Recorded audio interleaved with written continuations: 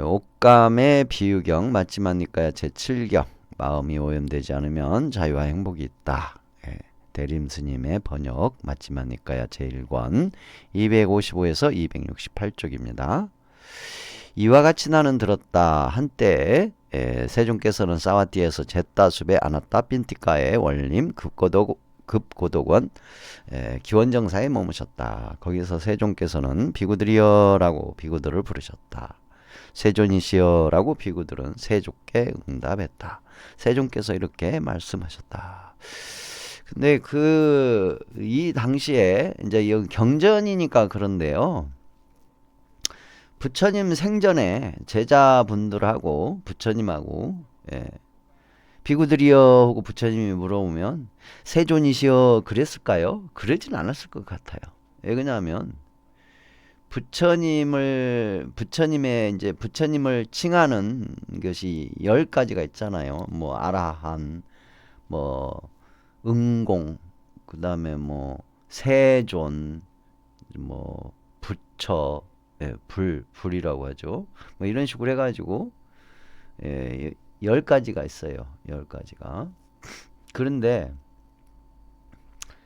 아마 이 당시에 부처님을 세존이라고는 하지 않고 깨달은 자, 깨달은 분, 그래서 붓다라고 하지 않았을까.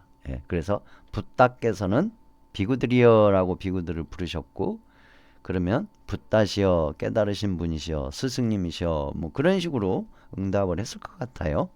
근데 이제 경전이다 보니까 이렇게 표현이 되지 않았을까 싶기도 합니다. 자, 이 내용이 이제 여기 옥감의 비유경의 핵심 내용, 가장 핵심 내용인 것 같은데 한번 볼까요? 비구들이여 마치 옥감이 더럽고 때가 묻으면 염색공이 그 옷감을 파랗거나 노랗거나 빨갛거나 심홍색으로 물들이기 위해 각각의 염료에 담그더라도 그것은 물이 잘 들지도 않고 그 색깔도 선명하지 않을 것이다. 그것은 무슨 까닭인가? 옷감이 깨끗하지 않기 때문이다. 그와 같이 마음이 오염되면 악처가 예상이 된다. 근데 이제 자 봅시다. 옷감을 이제 옷감이 더러워. 옷감이 더럽고 때가 많이 묻어 있어요. 근데 거기에 단색, 혼합색이 아닌 단색, 한 가지 색으로 그 옷감을 물들이고 싶은 거예요. 물들여서 색을 만들고 싶은 거예요. 그러면은 파랗게 한 가지 색으로 만들고 싶고, 노랗게 한 가지 색으로 만들고 싶고, 빨갛게 한 가지 색으로 만들고 싶고, 심홍색으로, 짙은 빨강색으로 물들여 가지고 그 옷감을 아주 깨끗한 단색 한 가지 색으로 만들고 싶은 거예요. 염색하는 사람이. 그런데 그게 지저분하게 돼요. 깨끗하게 안 돼. 깨끗하게 안 돼요. 왜 그러냐면 이미 옷감이 더러워져 있고 때가 묻어 있기 때문에 본색이 안 나옵니다. 파란색을 만들고 싶어도 파란색이 안 돼요. 또 노란색을 만들고 싶어도 노란색이 되질 않습니다. 그걸 얘기하는 거예요. 근데 이렇게 마음에 오염원이 있으면, 마음이 오염이 되면 깨끗하지 않는 옷감처럼 마음이 오염이 되면 악한 곳, 악한 상황에 처한다. 그런 뜻이에요. 그러니까 악한 곳 또는 악한 상황에 처한다. 그럼 어떻게 돼요? 힘들죠. 고통스럽죠. 고통스럽고 힘들고 괴롭고 번뇌가 있는 그러한 상황, 그러한 곳, 그러한 이치, 그러한 상태가 예상이 된다 그 얘기예요. 예상이 된다. 비구들이여 마치 옷감이 희고 깨끗하면 염색궁이 파랗거나 노랗거나 빨갛거나 심홍색으로 물들이기 위해 그 각각의 염료에 담글 때 그것은 물이 잘 들고 그 색깔도 선명하다. 그것은 무슨 까닭인가? 옷감이 깨끗하기 때문이다. 그와 같이 마음이 오염되지 않으면 선처가 예상이 된다. 선처가 나오죠. 선처. 선한 곳, 선한 상황, 선한 이치, 예, 선한 상태, 이제 이런 걸 얘기하는 거니까 결국은 뭐예요? 행복하고 자유롭다 그 얘기죠. 예, 행복하고 자유롭다. 근데 이제 여기서 옷감하고 이제 비유를 하잖아요. 그건 단순하게 알려주기 위해서 하는 거예요. 사실 이 옷감 비유는 굉장히 단순한 비유예요. 누구나 다 쉽게 이해가 되는 비유거든요. 그런데 저는 요거 이미 옷감이 더럽고 때가 묻어 있다. 이 부분에 좀 많이 와닿았어요. 왜냐하면 제가 부처님법을 완전히 완전히 인연이 없다가 하나도 인연이 없다가 갑자기 인연이 있는 건 아니었거든요. 왜 그러냐면 제가 대학교 다닐 때도 불교 미술하고 인연이 있었고요. 또 20대 후반 대학원을 다닐 때도 불교 미술에 관한 연구를 했어요. 그래가지고 불교의 사상, 그때는 이제 제 입장에서는 사상이었죠. 진리의 가르침이 아니라 법이 아니라 불교의 사상이었죠. 그래서 전국 각지의 옛날 전통 사찰을 다니면서 자료도 수집하고 그리고 미술이니까 아무래도 조각품이나 그림 이런 걸 많이 촬영하고 다니면서 자료 수집을 하고 다니고 그랬거든요. 그래서 불교의 기본 교리, 그 다음에 이제 고려 시대에 그 불교 미술 쪽이 좀 많이 있어가지고 그 당시에 고려 시대는 이제 이 불교가 고려 시대의 불교는 미륵불교였어요. 미륵불교. 그러니까 미륵사상, 미륵부처가 오신다는 미륵사상에 입각한 불교 미술이 많은 게 고려 시대의 불교예요. 아무튼 불교의 사상, 불교에 관한 것을 인연은 있었단 말이에요. 그래도 이제 하나의 사상으로 보고 지식적인 입장에서의 불교를 접했던 거죠. 그런데 그 지식적인 입장에서 접하면서도 그래도 전문 지식에 해당하는 불교의 사상 또는 불교의 문화, 예술 이런 걸 접했기 때문에 제가 만약에 이 옷감이 더럽고 때가 묻은 것처럼 제 마음이 오염되지 않았다면 아마 그때 부처님법을 온전히 다 가슴으로 마음으로 받아들여졌을 거라고 나는 생각을 해요. 그러니까 그때는 불교 미술, 불교 사상을 공부하고 있었지만 마음이 오염되어 있어서 이미 진리의 가르침인 부처님의 가르침, 부처님 불법을 만났음에도 불구하고 가슴으로 활짝 열어서 알지 못했다 이거죠. 무명, 어리석어서 더럽게 오염이 되어버려서 진실을 알 수가 없었다라는 얘기죠. 하나의 사상이나 지식으로 보는 입장이었다는 얘기죠. 그런 걸 많이 생각해 봅니다. 그래서 맑고 깨끗하고 옷감이 희고 깨끗하면 뭐라도 조금 묻으면 바로 태가 나잖아요. 제가 그 당시에 깨끗한 상태의 옷감처럼 제 마음이 오염되지 않은 입장이었다면 아마 부처님의 그 진리의 가르침, 불법을 인연되었을 때 이미 다 받아들이지 않았을까 그런 생각을 해봅니다. 그러면 무엇이 마음의 오염원들인가를 살펴보도록 하겠습니다. 무엇이 마음의 오염원들인가? 이 부분은 사실 굉장히 중요하다고 저는 보거든요. 왜냐하면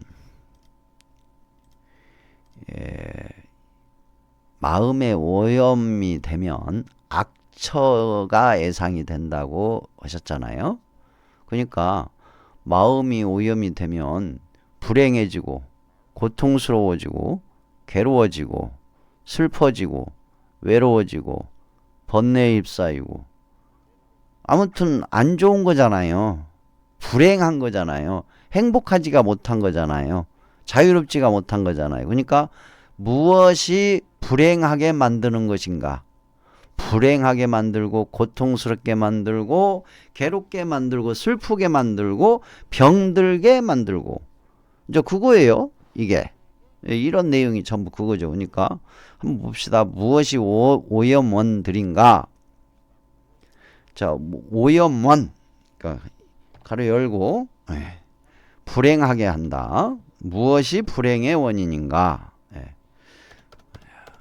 오염 빼고 원 빼고 무엇이 불행의 원인인지 그 다음에 고통의 원인인지 고통 그 다음에 괴로움 슬픔 아픔 외로움 그 다음에 번뇌 그 다음에 또 뭐가 있을까요? 질병, 질병에 시달리죠. 질병에 시달리고 또 뭐가 있나요? 불행, 고통, 괴로움, 슬픔, 아픔, 뭐 이별, 이별도 있고 뭐 사고팔고, 사고팔고로 할까요? 상고팔고 생로병사 병들고 병들고 아까 해놨죠. 질병 병들고 늙고 늙고 병들고 죽고 죽음 뭐 하여튼 그 불행과 고통의 모든 원인이라고 해야 되겠죠. 원인들인가 그렇게 지금 얘기가 되는 거예요. 그러니까 우리가 인생을 살면서 맞이하는 모든 괴로움, 모든 고통, 모든 번뇌의 원인, 번뇌의 원인들인가 그거예요. 그러니까 그러면 그 원인들이 무엇인지 한번 봅시다. 무엇이 나의 마음의 오염원이 되고 그걸로 인해서 불행해지고 고통스러워지고 괴로워지고 슬퍼지고 아프고 뭐 외롭고 번뇌 질병 이별 늙고 죽음 불행과 고통의 모든 원인들인가 그거를 여기에 지금 다 이 얘기를 해주시는 거예요. 요게 뭐 예를 들어서 살면서 뭐 결혼해서 이혼의 고통 직장 다니면서 받는 고통들이 여러 종류가 있어요.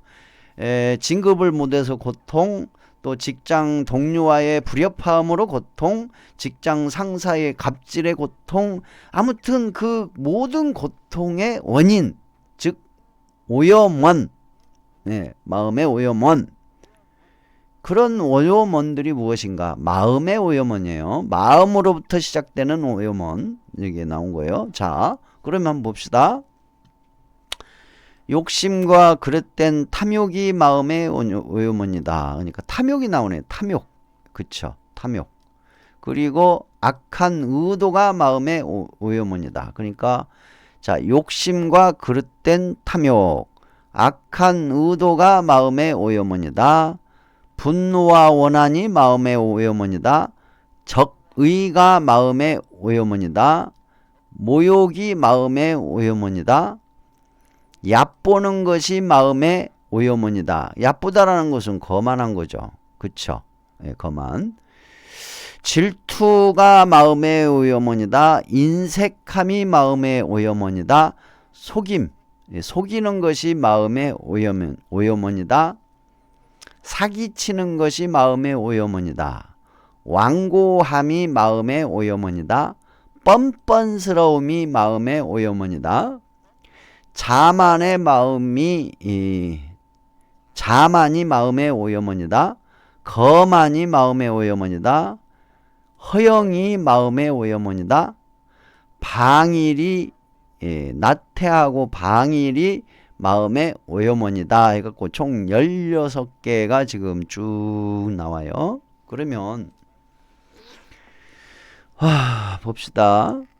16개의 이 마음의 오염원, 마음의 오염원에 이렇게 아주 하나도 오염되지 않았다. 청정하다. 깨끗하다. 그러면 선처예요. 100% 선처.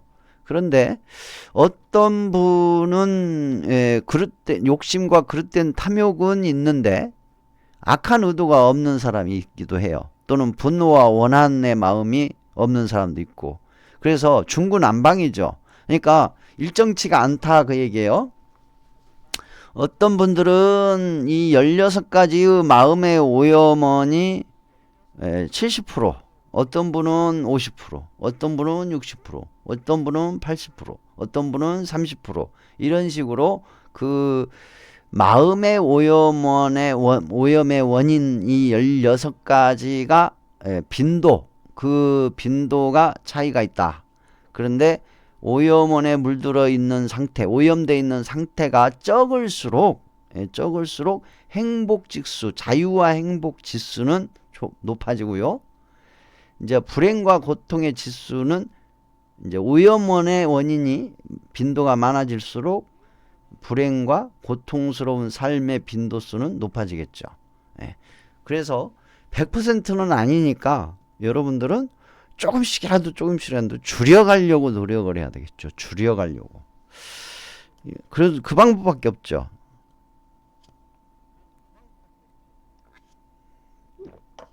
줄여가는 방법. 자, 부처님께서 이어서 또 말씀을 하시네요. 어떻게 얘기하는가 한번 봅시다.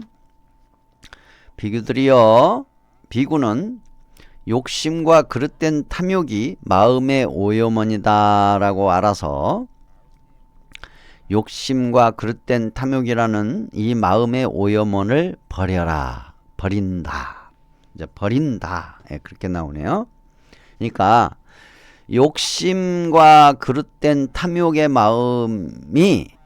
탐욕이 마음의 오염원이다라고 알아서 그것이 마음의 오염원이라는 걸 아는 거 이제 올바른 견해를 갖게 된 거죠. 그걸 올바른 견해로서 그걸 알았어. 그러면 어떻게 해요? 이제 버려야죠. 그래서 욕심과 그릇된 탐욕이라는 마음의 오염원을 버린다. 그렇게 해서 이제 다 버리는 거예요. 버리는 수행을 하는 거죠. 버리는 수행. 악의가 마음의 오염원이다라고 알아서 악의를 버리는 마음의 오염원을 버린다. 악의의 마음의 오염을 버리고요. 분노의 마음의 오염원을 버리고 적의의 마음의 오염원을 버리고요. 모욕의 마음의 오염원을 버리고 얕봄의 마음의 오염원을 버리고 질투의 마음의 오염원을 버리고 인색함의 마음의 오염원을 버리고 속이는 마음의 오염원을 버리고요. 사기치는 마음의 오염원을 버리고 완고함에 대한 마음의 오염원을 버리고 뻔뻔스러움에 대한 마음의 오염원을 버리고 자만에 대한 마음의 오염원을 버리고 거만함의 마음의 오염원을 버리고요. 허영의 마음의 오염원을 버리고 방일의 마음의 오염원을 버린다라고 오염원을 버린다 이렇게 지금 가르치고 계시는 거예요. 그러니까 이 앞에 봤던 16가지의 마음의 오염원, 즉 나를 불행하게 하고 고통스럽게 하는 불행하고 고통스럽게 하는 모든 원인이 되는 마음의 오염원을 제거하라, 없애라, 버려라. 그 지금 가르침이죠. 욕심, 그릇된 탐욕, 악한 의도, 분노와 원한, 적의, 그 다음에 모욕, 모욕, 얕봄, 그 다음에 질투, 인색함, 속임, 그 다음에 사기치는 거, 그 다음에 완고함, 뻔뻔스러움, 자만, 거만, 그 다음에 허영, 그 다음에 방일, 게으름, 요것을 버려야 된다. 그렇게 이제 가르쳐 주셨어요. 이제 이어서 부처님께서 이제 이 얘기가 이제 이어집니다. 비구가 욕심과 그릇된 탐욕이 마음의 오염원이다라고 알아. 욕심과 그릇된 탐욕이라는 마음의 오염원을 버리고, 악의가 마음의 오염원이라고 알아. 그런 식으로 해서 쭉 버리는 거예요. 이렇게 해서 16가지의 마음의 오염원을 버릴 때, 마음의 오염원을 버릴 때 그는 부처님께 흔들리지 않는 깨끗한 믿음을 지닌다. 이런 이유로 그러니까 부처님께라는, 저는 그래요. 이게 부처님께 흔들리지 않는 깨끗한 믿음을 지닌다가 아니라 부처님의 진리의 가르침, 진리의 가르침과 부처님에 대하여, 이렇게 해야 되죠. 대하여 흔들리지 않는 깨끗한 믿음을 지닌다. 그러니까 마음의 오염원, 16가지의 마음의 오염원을 온전히 버릴 때, 또는 온전히 버리지 못하지만 마음의 오염원이 16가지가 있다라는 것을, 16가지에 대한 마음의 오염원에 대해서 잘 알고 올바른 견해를 가지고 마음의 오염원을 버리기 시작할 때부터 그는 부처님의 진리의 가르침과 부처님에 대하여 흔들리지 않는 깨끗한 믿음을 지닌다. 이런 이유로 부처님께서는 아라한이시며 완전히 깨달으신 분이며, 그러니까 부처님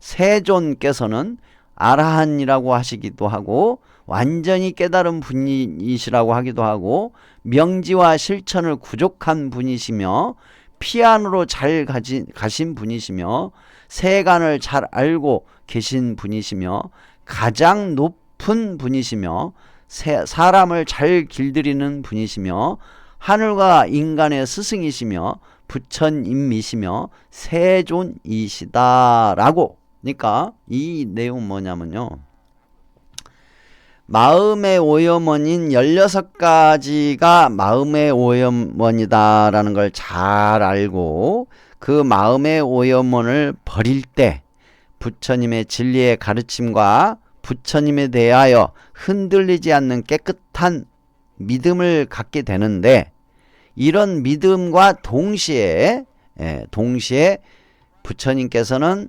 아라한이라는 것을 확실하게 믿고, 또 완전히 깨달으신 분이라는 것을 믿고, 또 명지와 실천을 구족한 분이시라는 것도 믿고, 피안으로 잘 가신 분이시라고 믿고, 세간을 잘 알고 계신 분이시라고 믿고, 가장 높으신 분이라고 믿고, 사람을 잘 길들이는 분이시라며 믿고, 하늘과 인간의 스승이라는 것도 믿고, 그리고 부처님, 깨달으신 분이라는 것도 믿고, 세상에서 가장 존귀한 분이시라고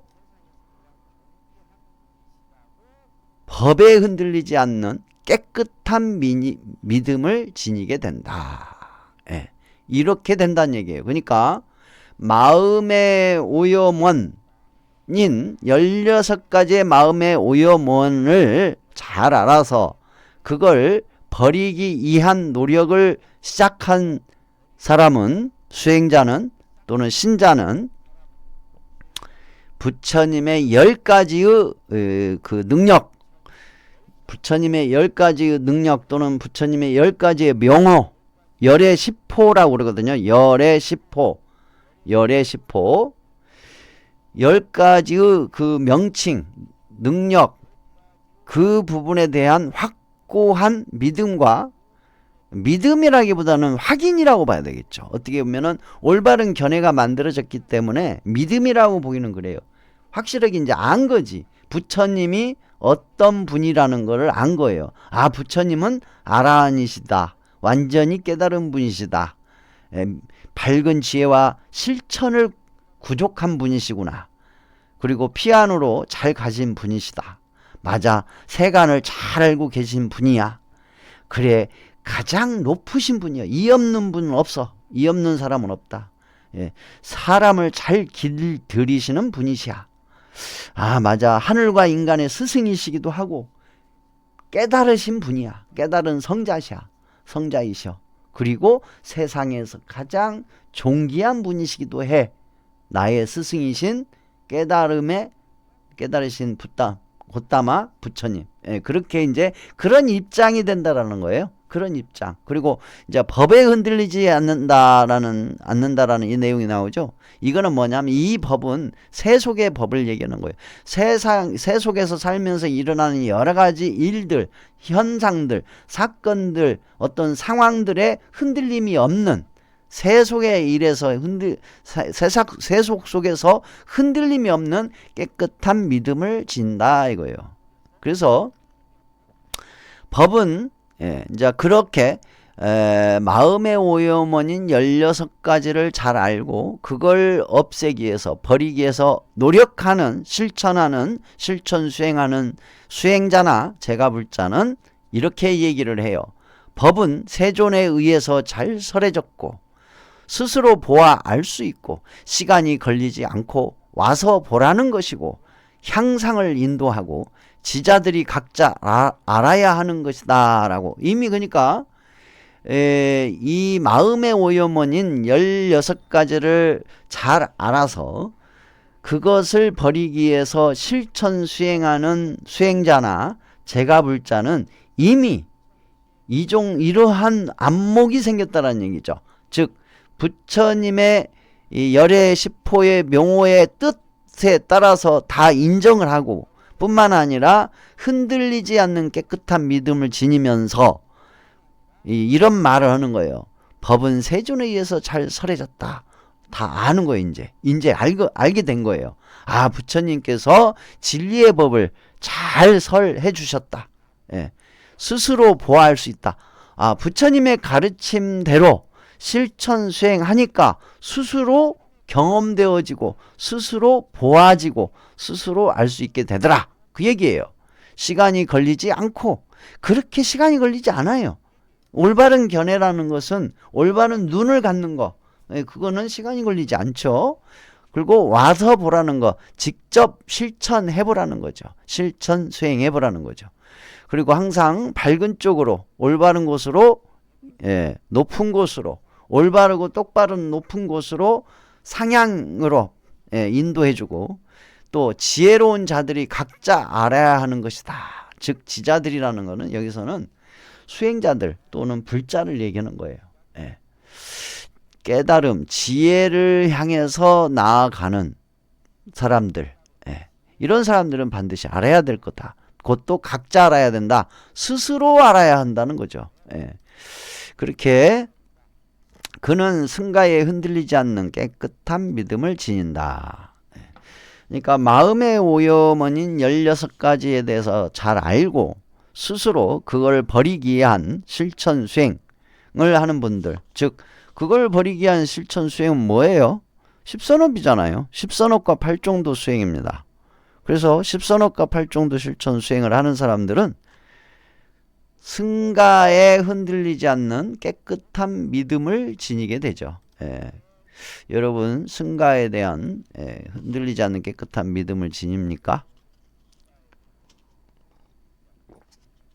여기서 말하는 승가는 석가모니 부처님의 진리의 가르침대로 흔들림 없이 실천하는 승가를 얘기하는 겁니다. 세존의 제자들의 승가는 잘 도를 닦고, 여기 나오잖아요. 잘 도를 닦고, 세존의 제자들의 승가는 바르게 도를 닦고, 그러니까 잘 도를 닦고 바르게 도를 닦고, 세존의 제자들의 승가는 참되게 도를 닦고, 세존의 제자들의 승가는 합당하게 도를 닦으니 곧 넷상의 인간들이요. 이 넷상의 인간들이 뭐냐면 성문사과예요. 성문사과. 예, 성문사과. 예류자, 일례자, 불안자, 아니 예류자, 일례자, 그 다음에 불안자, 그 다음에 아라한. 예, 성문사과. 예, 그렇게. 그러니까 수다원, 사다함, 아나함, 아라한. 네, 이렇게 8단계에 있는, 예, 8단계에 있는 8배이시다. 이게 무슨 뜻이냐면요, 성문사가가 깨달아가는 단계를 8단계로 봐요. 8단계로. 그러니까 알았다, 안 것을 실천했다. 또 알았다, 안 것을 실천했다. 알았다, 안 것을 실천했다. 알았다, 안 것을 실천했다. 아, 그것이 안 좋은 것인 것을 알았다. 버려야 할 것인 것을 알았다. 그래서 버렸다. 버려야 할 것인 줄을 알았다. 버렸다. 그런 식으로 해서 8단계로 깨달아가는 단계로 이렇게 분리가 돼요. 예, 그래서 8배라고 해요. 8배. 8단계. 예. 이러한 세존의 제자들의 승가는 공양받아 마땅하고, 선사받아 마땅하고, 보시받아 마땅하고, 합장받아 마땅하며 세상에 이 없는 복받이다라고 믿음을 지닌다 이거예요. 믿음. 믿음. 자, 그가 각각의 오염원을 완전히 남김없이 버릴 수 있는 그 각각의 도로서 그 오염원을 포기하고 토해내고 풀어주고 버리고 완전히 놓아버릴 때 나는 부처님께 움직이지 않는 깨끗한 믿음을 지녔다라고 생각하면서 결과에서 영감을 얻고 원인에서 영감을 얻으며 법과 관계된 환희를 얻는다.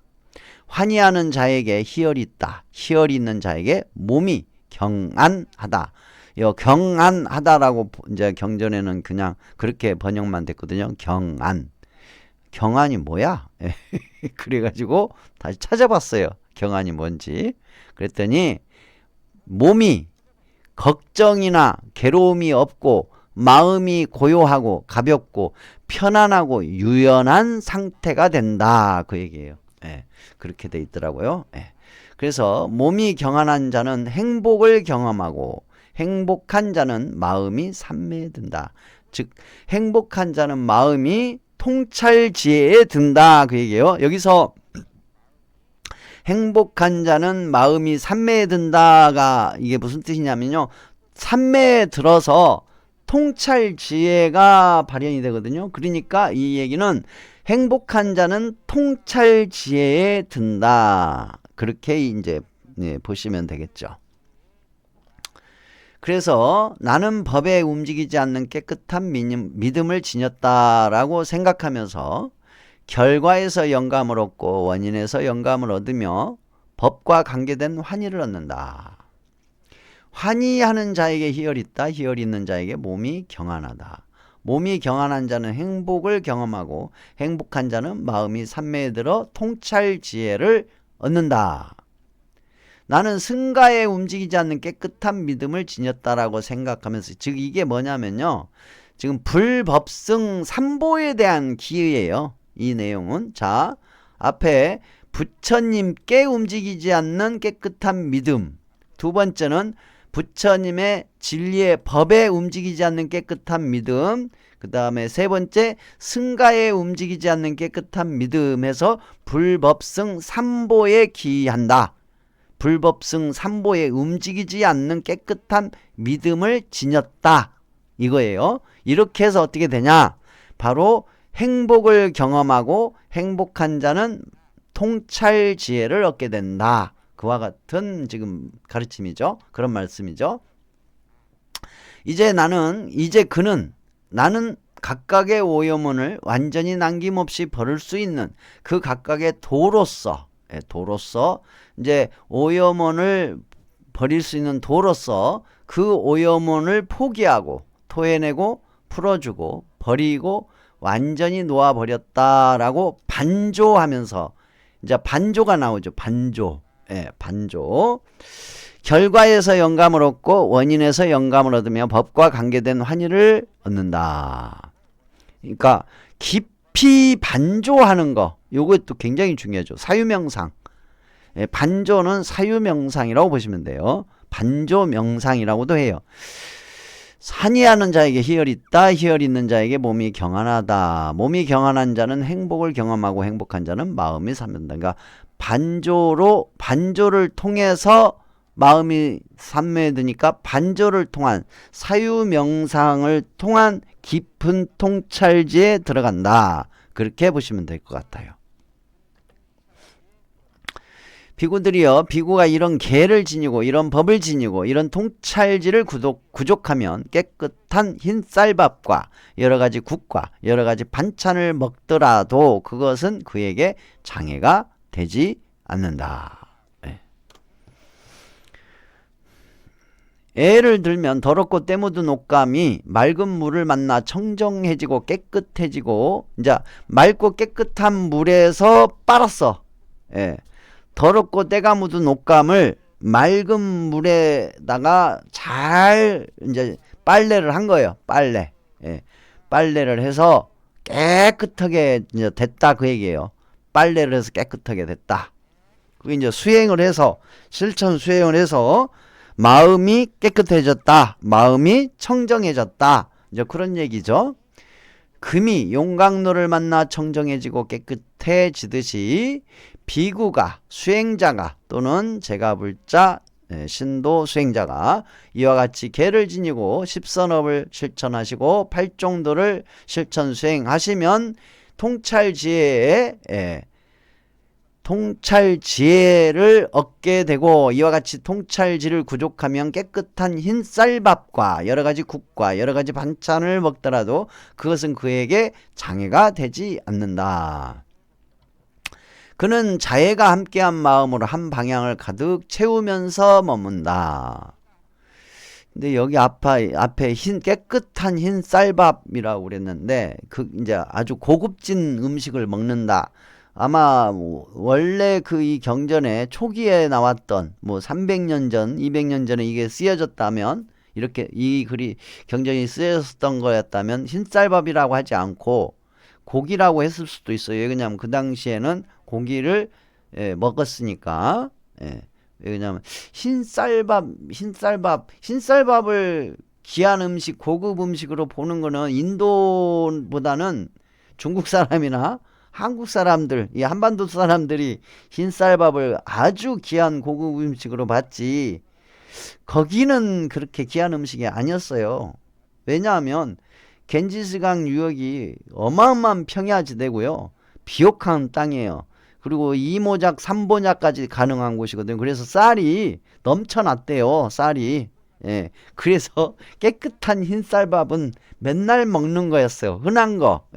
그러니까 이 깨끗한 흰쌀밥이라는 입장은 후대에 표현되지 않았는가 싶어져요. 자, 그는 자애가 함께한 마음으로, 여기는 자애가 나오네. 자애의 마음. 자애의 마음이 나와. 그는 자애가 함께한 마음으로, 그러니까 항상 자애로운 마음으로, 그런 뜻이죠. 그러니까 자애가 함께한 마음이다. 항상 자애로운 마음으로, 그런 뜻이죠. 한 방향을 가득 채우면서 머문다. 그처럼 그 두 번째 방향을, 그처럼 그 세 번째 방향을, 그처럼 네 번째 방향을 자애가 함께한 마음으로 가득 채우면서 머문다. 그러니까 언제 어디를 가든 어느 상황에 처해 있든 항상 자애로운 마음으로 생활한다. 그 얘기예요. 이와 같이 위로 아래로 옆으로 모든 곳에서 모두를 자신처럼 여기고 모든 세상을 풍만하고 강대하고 무량하고 원한 없고 악이 없는 자애가 함께한 마음으로 가득 채우면서 머문다. 이야. 그 다음에 자애의 마음, 그 다음에 연민의 마음, 연민의 마음, 그 다음에 더불어 기뻐하는 마음, 그 다음에 평온을 함께하는 마음, 그런 식으로 쭉 이제 이 생활 속에 항상 그러한 상태의 마음으로 살아간다. 자애로운 마음, 연민의 마음, 더불어 기뻐하는 마음, 평온한 마음으로 생활을 해간다. 이러한 입장에서 생활하면서 모든 세상을 풍만하고 강대하고 무량하고 원한 없고 악이 없는 평온이 함께 마음으로 가득 채우면서 봅니다. 결국은 십선업이네요. 이 내용도. 그렇죠? 십선업의 내용이에요. 보면은. 그는 이것이다 이것이 있다 저열한 것이 있다 수승한 것이 있다 이런 인식에 의지하는 것보다 더 높은 벗어남이 있다라고 꿰뚫어 안다. 이 부분은 사실 여러분들이 이 아까 마음의 오염원인 16가지를 버리는 실천 수행과 십선업과 팔종도 수행을 하시잖아요. 그러면 이거는 제대로 여러분 스스로 알게 돼요. 그는 이것이 있다, 저열한 것이 있다, 수승한 것이 있다, 이런 인식에 의지하는 것보다 더 높은 벗어남이 있다라고 꿰뚫어 안다. 여러분 스스로 알게 돼요. 이와 같이 알고 이와 같이 볼 때 그는 감각적 욕망에 기인한 번뇌에서 마음이 해탈한다.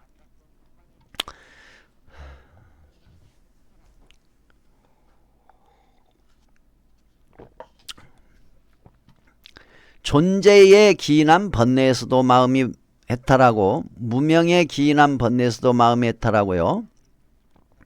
해탈했을 때 해탈했다는 지혜가 생긴다. 스스로 안다 이거요. 해탈했다라는 것을 스스로 알게 된다.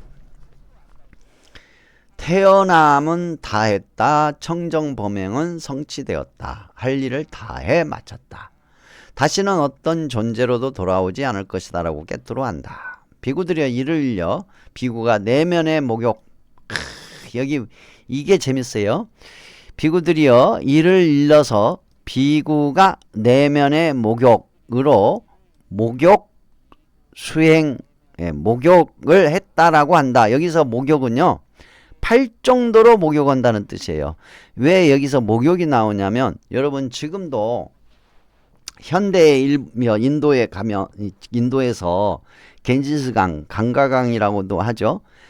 겐지스강에 가가지고 어떻게 해요? 목욕하죠. 세수도 하고 목욕도 하고 마시기도 해요.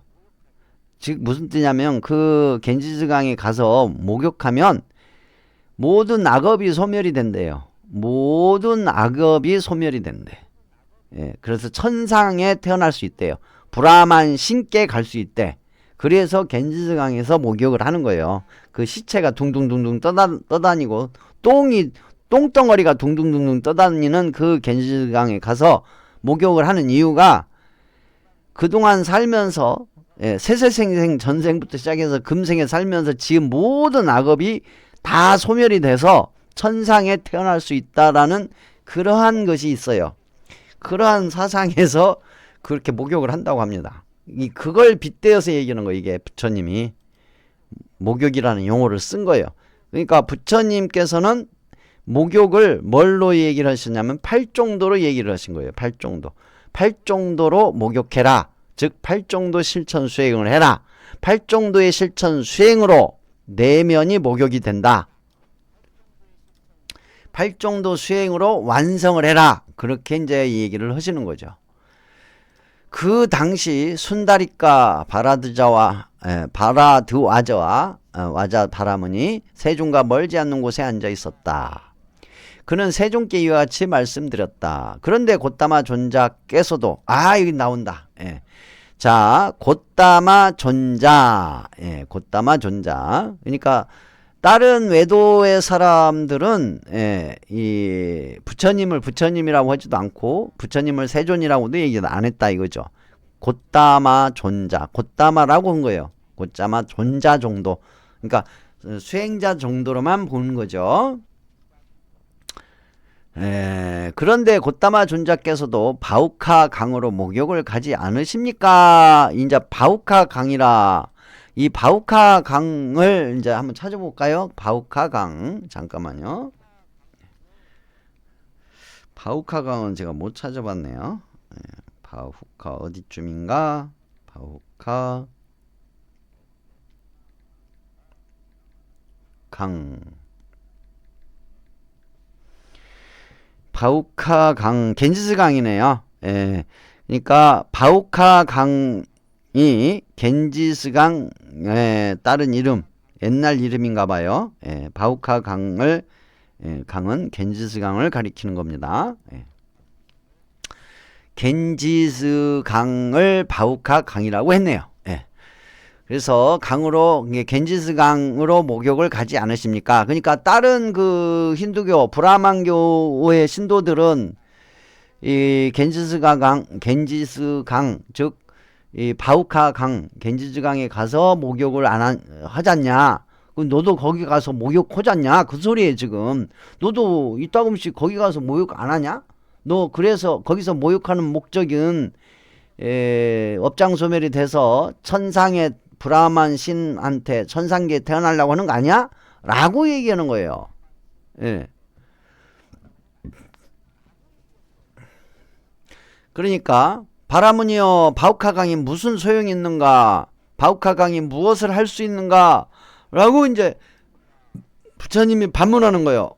그래? 야, 나는 그냥 때가 껴서 때밀러 간 거야.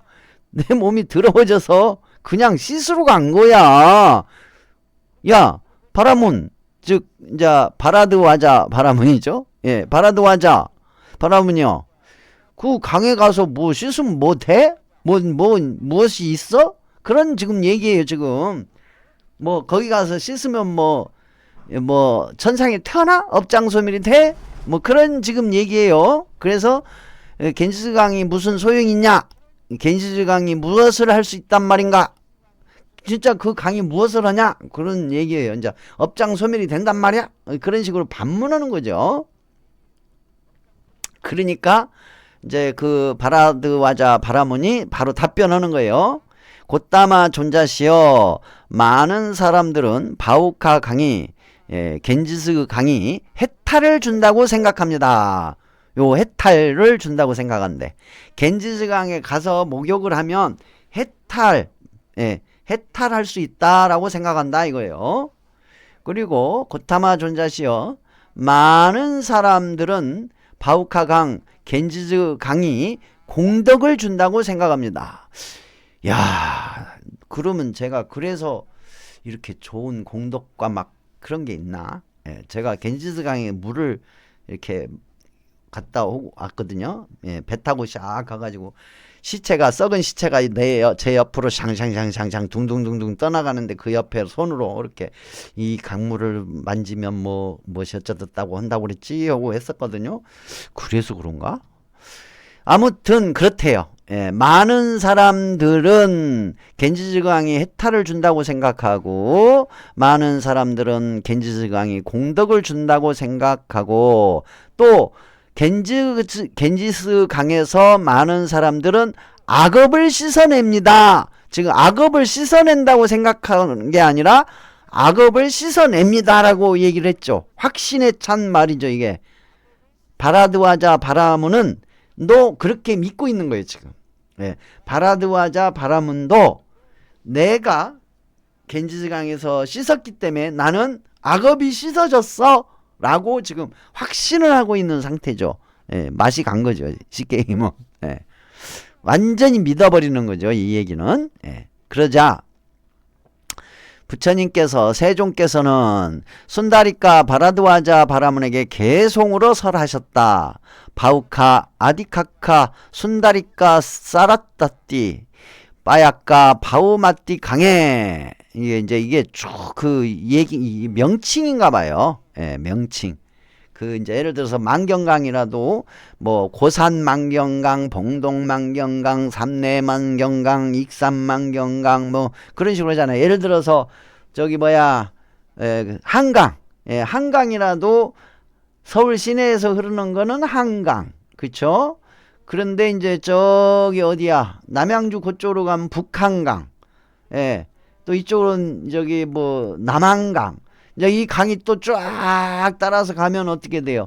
강원도 그 정선의 동강. 예. 어라연. 그게 다 한강이에요. 그게 흘러서 한강으로 가. 그런 내용인 것 같아, 이게 보니까.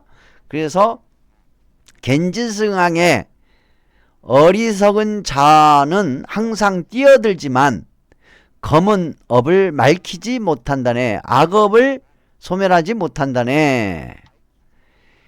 예, 겐지스강이 무엇을 하며 바우카강이 무엇을 하니까 이제 강 이름이 이제 지역 이름인 것 같아요. 지역 이름에 따라서 강이 붙어지니까 결국은 겐지스강이 무엇을 하겠는가? 살생 등 나쁜 업을 지었고 잔혹한 행위를 했으며 악업을 지은 그를 이 강들이 말키지 못한다네. 그러니까 악업을 지은 자가 강물에 가서 씻는다고 그 악업이 깨끗해지냐? 그러진 못한다. 그 얘기예요. 저도 너무너무 힘들어서 악업을 소멸하고 싶어가지고 여기 만경강에 가서도 들어가서 씻어보고 저 깊은 저수지 산골짜기 저수지에 가서 알몸으로 새벽 1시에 물귀신 시킨 대로 가서 씻어도 봤는데 악업장 소멸은 안 됐어요. 그게 맞아요. 부처님 말씀이 맞아. 청정한 자에게는 나날이 신성한 보름의 보름날이요. 그러니까 청정한 자는 날마다 신성한 날들이다 그 얘기예요. 신성한 포살일. 그러니까 포살이라는 게 뭐냐면요. 여럿이 모여서 지은 죄를 뉘우쳐 선을 기르고 악을 없애는 참회하는 법이에요. 그러니까 청정한 사람은 날마다가 신성한 보름과 같은 날이고 신성한 포살일이다 이거요. 참회하는 날이다 그 얘기예요. 그러니까 청정한 사람은 날마다 신성한 보름과 같고 날마다 참회하는 날이다. 그리고 악을 참회하고 선을 증장시키는 날이다. 이것이 마음이 청정하고 몸의 행위 등이 깨끗한 자는 항상 서계를 구족한 것이라네. 서계가 뭐냐면요. 자기의 서원을 세운 거에 해당하는 계율. 그걸 얘기한다고 보시면 돼요. 자기가 원하는 것을 해내기 위해서 항상 올바르게 생활하는 거. 선하게 생활하는 거. 즉 십선업과 팔정도죠. 바라무니여 그대는 바로 여기서 목욕을 하라. 팔정도 수행을 하라 그 얘기예요. 바라무니여 그대는 바로 여기서 목욕을 하라. 즉 팔정도 실천 수행으로 목욕을 하라 그 얘기예요. 목욕 대신 팔정도 수행해라 그 얘기죠. 여러분 목욕 대신 팔정도 수행을 해라고 부처님이 했다고 또 1년 내내 목욕도 않고 샤워도 않고 팔정도 실천 수행만 하면 그러면 안 돼요. 그러시려면 저한테 오시면 안 돼요. 냄새가 너무 심해져 가지고 큰일 나요. 샤워나 목욕은 하시되 팔정도 실천 수행을 하라 그거예요. 모든 존재들에게 너무 좀 썰렁한 농담이었나? 그래. 모든 존재들에게 아는함을 베풀라. 평온함. 아는함, 평온함을 베풀라. 그러니까 모든 존재에게 자의 마음을, 자의 행동을 하라. 모든 존재에게 평온함을 베풀라. 모든 존재에게 자애를 베풀라. 자애를 그 얘기예요. 우리 SBO님은 목욕 안 하고 팔정도 목욕 하신다고 1년 내내 목욕을 안 하시려고 그러시는 건 아니죠. 냄새 심해요. 그러면 자, 만일 그대가 거짓말을 하지 않고 생명을 해치지 않고 주지 않는 것은 가지지 않고 믿음 있고 인색하지 않으면 가야 할 강에 갈 필요가 뭐 있겠는가? 우물도 그대에게 가야 할 강이 되리. 그렇죠. 예. 이게 나오잖아요. 십선업 나와버리잖아요. 금방. 예. 거짓말하지 않고 생명을 해치지 않고 주지 않는 것은 가지지 않고 믿음이 있고. 그러니까 십선업의 내용 중에 일부잖아요. 지금. 그렇죠. 예. 그러니까 십선업과 팔종도 실천 수행으로 목욕을 하라. 그 얘기예요. 예. 그 얘기. 강에 갈 필요 없이 예, 집안에 있는 집안의 욕실, 화장실에 있는 샤워기로 샤워해도 업장 소멸이 된다 그 얘기예요. 예, 십선업과 팔종들을 실천하시는 분들은 그냥 집안에 있는 욕실에서 예, 샤워해도 업장 소멸이 되는 거다 그 얘기예요. 겐지스강에 가서 목욕하는 거와 똑같이 된다 그 얘기예요. 예. 이렇게 말씀하시자 순다리카 바라드와자 바라무는 세종께 이렇게 말씀드렸다. 경이롭습니다. 곧다마 존자이셔. 존자이셔. 예. 근데 경이롭다고 바로 해버리네요. 예, 순다리카 바라드와자 바라무니. 바라무는 그 시대의 최고의 계급, 최상의 계급이면서 예, 제사장들이었어요. 지금으로 치면은 연불을 굉장히 잘하는 스님 있잖아요. 우리나라에서 알려져 있는 연불 스님 계시죠? 예. 막 그 카세트로도 팔고 CD로도 막 팔아가지고 절에 유명한 관광지 절에 가면 막 경내에 막 저 화엄경이나 연불을 하는 반야신경이라든가 그 연불 소리가 막 들리잖아요. 그 연불하는 연불 전문 스님들 있잖아요. 예. 또 제사, 천도제 같은 걸 전문으로 집전하시는 스님들이 있어요. 전문가. 막 4시간, 10시간을 양의 분량을 다 애워가지고 의례, 의식, 봉행 방법을 다 외우고 알아서 하시는 전문가들이 계셔. 예, 그런 분들은 한 번 가서 하시는데 한 500에서 1000만 원 받으셔요. 예. 그런 분들이야. 그러면 이 바라문들은 그런 직업을 가지고 있었어요. 그런 능력을 가지고 있었고 그렇게 존경을 받고 그렇게 대우를 받고 거기다가 베다의 성전을 다 암송하고 있는 사람들이 바라문들이었어요.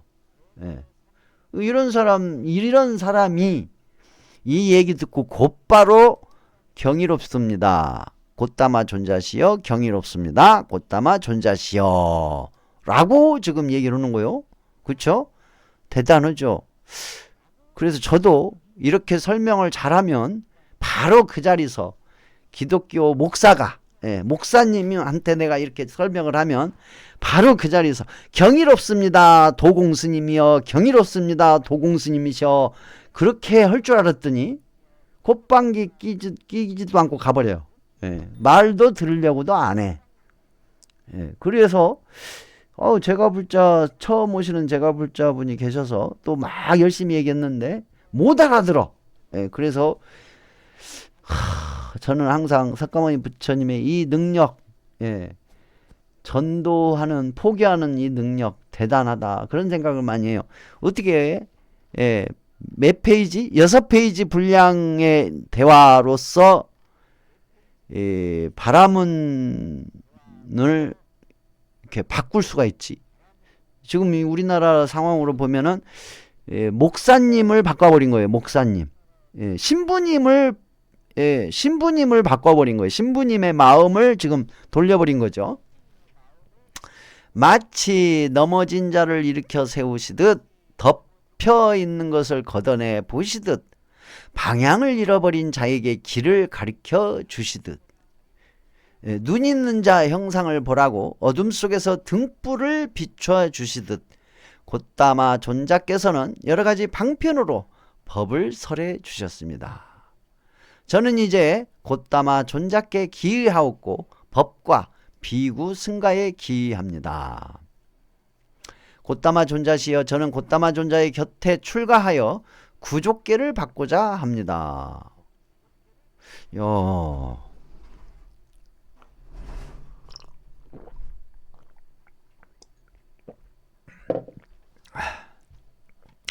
대단하죠. 예.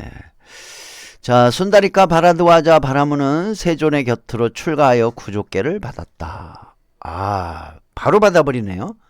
예. 지금 이제 출가하여 구족계를 받고자 합니다 하고 한 줄 넘어서서 두 번째 줄, 한 줄 넘어서서 두 번째 줄 되자마자 바로 또 출가하여 구족계를 받으셨네. 이야, 빠르다. 순식간에 받아버리네요. 근데 실제는 어떻게 하죠? 예, 실제 상황은 이렇지가 않습니다. 바로 출가하여 구족계를 받질 않아요. 예, 시간이 걸립니다. 시간. 현재 그 행자, 행자 생활도 있고 비국의 생활도 있고 그렇게 하죠. 근데 이때는 비국의 생활은 없었고 바로 출가하여 구족계를 받을 수 있었다고 합니다. 그러니까 행자나 삼위계, 행자, 삼위 그렇게 이렇게 있지 않고 바로 출가 오케이 그리고 구족계를 줬다고 해요. 예. 이제 바로 이렇게 되는 건 아니고 며칠 걸리겠죠.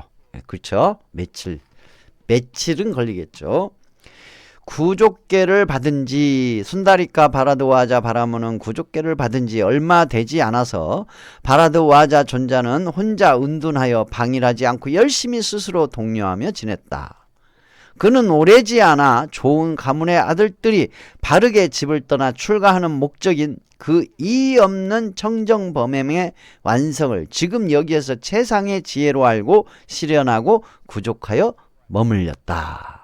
그러니까 이 바라드와자 바라무는 사실 엘리트예요. 엘리트.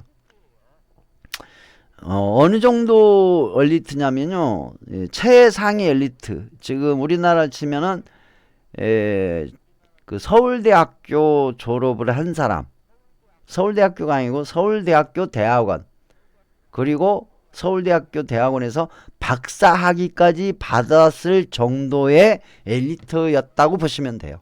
예, 엘리트였다. 그러니까 이런 엘리트였고 또 금수저야. 예, 바라무는 다 금수저입니다. 예. 그러니까 그래서 여기 나오는 거예요. 좋은 가문의 아들들, 좋은 가문의 아들, 이 좋은 가문의 아들이어서 출가했다라는 거죠. 예. 그래서 깨달았다. 어떻게 깨달았냐? 깨닫고 이제 얘기를 하죠. 오도송, 깨달음에 대한 개송을 해요. 태어남은 다했다. 청정범행은 성취되었다. 할 일을 다해 마쳤다. 다시는 어떤 존재로도 돌아오지 않을 것이다 라고 알았다. 바라드와자 존자는 아라한들 중에 한 분이 되었다. 옥감의 비유경이 끝났다. 마지막이니까 제7경이었습니다. 네.